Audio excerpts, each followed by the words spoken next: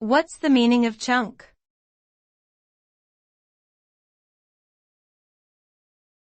Chunk.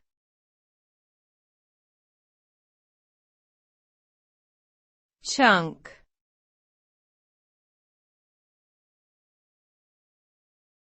Chunk.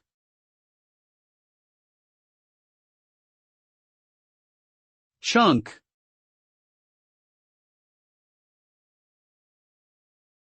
The term chunk generally refers to grouping or organizing pieces of information or data into smaller, more manageable units. This allows for easier processing and increases the efficiency of cognitive tasks, such as remembering information or solving problems.